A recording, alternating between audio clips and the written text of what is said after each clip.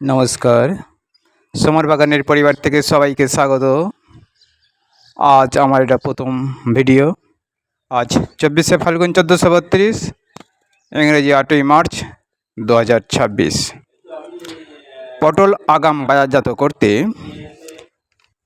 আমার যে পুরাতন গাছ ছিল সেই গাছের গোড়াগুলোকে মাটির নিচ পর্যন্ত কেটে দিয়েছিলাম এবং কাটার সময় 4G দানা দিয়ে চাপা দিয়ে দিয়েছিলাম।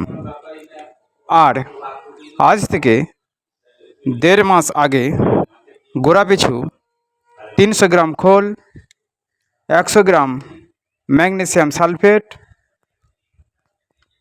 ও 80 গ্রাম 28 রাসায়নিক সার এইগুলো একসঙ্গে মিক্সড করে গাছের গোড়াগুলোকে বেঁধে দিয়ে ভুরো করে দিয়েছিলাম। এবং আজ তার ফলস্বরূপ দেশি পটল ওঠার মুখে।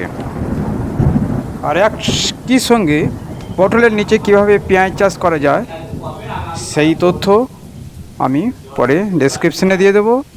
এখন ছবিতে দেখতে পাচ্ছেন পটলের মাচার নিচে কীভাবে পেঁয়াজ চাষ হচ্ছে।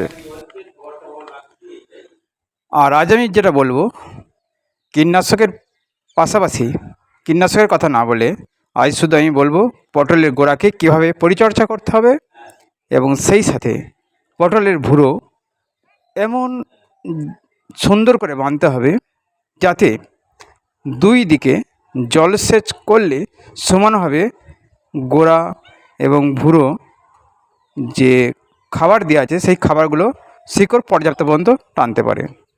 আর জমিকে সর্বদা পরিষ্কার পরিচ্ছন্ন রাখতে হবে, যেমন আপনারা ভিডিওতে দেখছেন, যাতে কোনো আগাছা জন্ম না নিতে পারে। আগাছা জন্ম নিলেই যে খাবার দেওয়া আছে সেই খাবারগুলো ওরা শোষণ করে গাছকে দমিয়ে দিতে পারে।